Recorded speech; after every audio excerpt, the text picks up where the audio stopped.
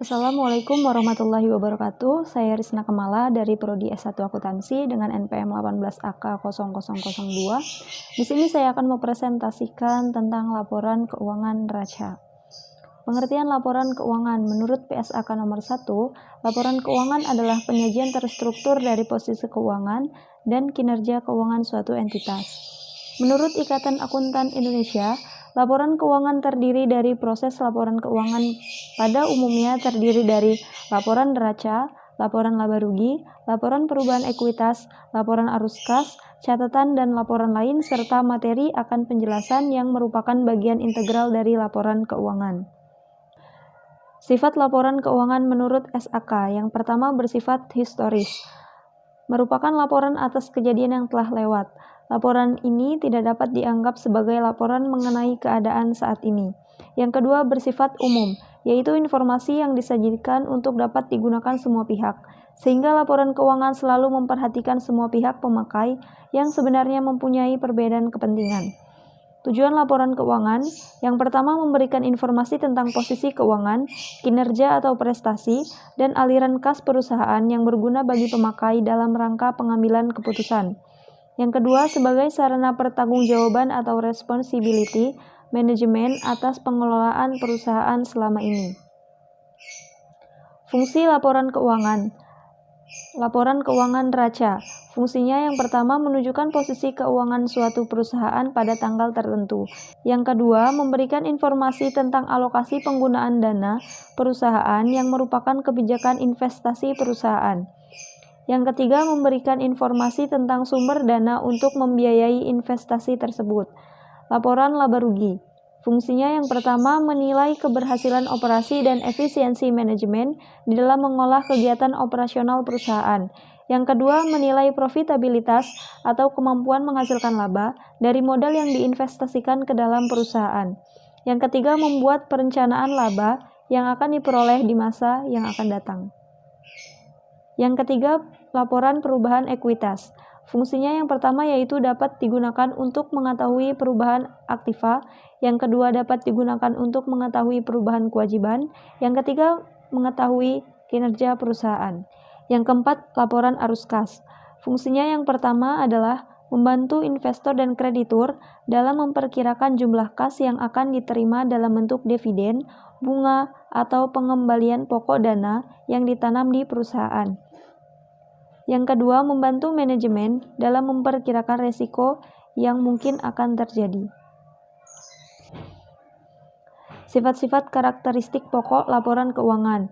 Yang pertama dapat dipahami, maksudnya adalah laporan keuangan dapat dimengerti dan mudah dipahami oleh pengguna laporan keuangan.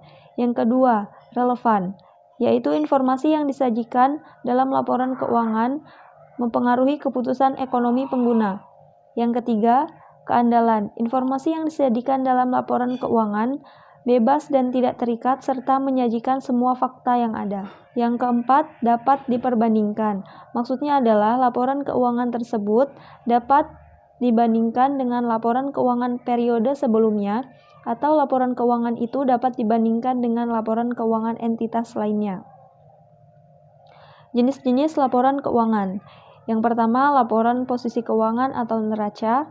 Yang kedua, laporan laba rugi. Yang ketiga, laporan perubahan ekuitas. Yang keempat, laporan arus kas. Dan yang kelima, catatan laporan keuangan. Di sini yang akan saya bahas adalah laporan keuangan neraca. Laporan keuangan neraca adalah laporan keuangan yang menggambarkan posisi keuangan perusahaan dalam suatu tanggal tertentu atau a moment of time, atau sering juga disebut per tanggal tertentu. Contohnya seperti 31 Desember tahun 2019. Posisi yang digambarkan pada laporan keuangan neraca ini adalah posisi harta, utang, dan modal. Komponen neraca. Menurut APB Statement tahun 1970 halaman 132 mendefinisikan aset sebagai kekayaan ekonomi perusahaan, termasuk di dalamnya pembebanan yang ditunda, yang dinilai dan diakui sesuai dengan prinsip akuntansi yang berlaku. Menurut FASB tahun 1985, memberikan definisi, aset adalah kemungkinan keuntungan ekonomi yang diperoleh atau dikuasai di masa yang akan datang oleh lembaga tertentu sebagai akibat transaksi atau kejadian yang sudah berlalu. 1. Pengakuan dan penilaian aktiva. Prinsip yang berlaku sekarang dalam pengakuan dan penilaian aktiva sesuai dengan yang digariskan APB.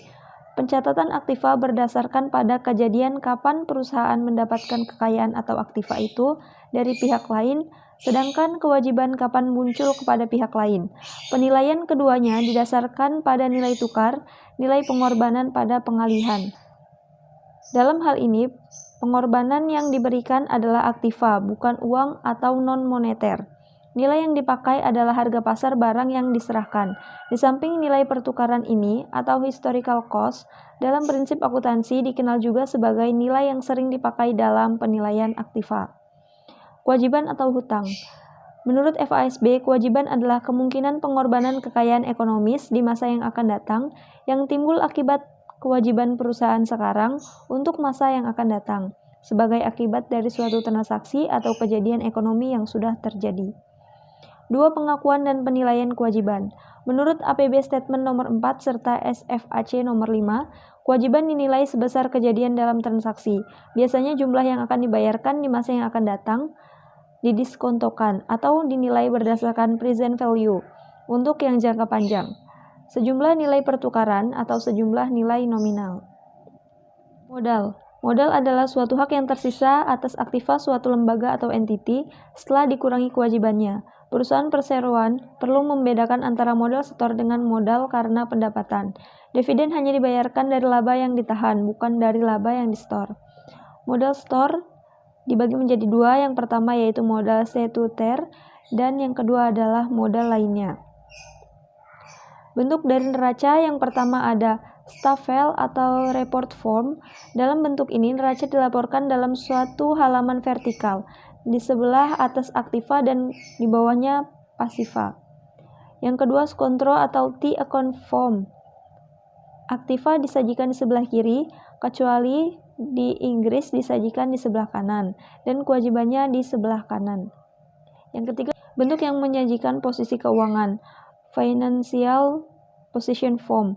Dalam bentuk ini, neraca dilaporkan dengan format pertama-tama dicantumkan aktiva lancar, dikurangi dengan hutang lancar, sehingga menghasilkan modal kerja, ditambah dengan aktiva tetap dan aktiva lainnya, kemudian dikurangi hutang jangka panjang, maka diperoleh modal pemilik. Komponen-komponen neraca sebagai berikut. Aktiva dibagi menjadi aktiva lancar, investasi, aktiva tetap, aktiva tidak berwujud, dan aktiva lain-lain. Kewajiban dibagi menjadi kewajiban lancar, kewajiban jangka panjang, kewajiban lain-lain. Modal dibagi menjadi modal saham, agio saham, serta laba ditahan. Catatan dan penjelasan laporan keuangan. 1. Kebijaksanaan akuntansi. Yang kedua, penjelasan tentang perkara di pengadilan, kewajiban kontingen laba rugi kontingensi, dan komitmen tidak biasa. Yang ketiga, rencana penggabungan usaha. 4. Penjelasan tentang jenis saham. 5. Jumlah penyusutan dan biaya riset dan pengembangan. 5. Penjelasan pos penting. 7. Penjelasan tentang pajak penghasilan, komposisi, restitusi, perkara di majelis perpajakan. Peristiwa kemudian atau subsequent event.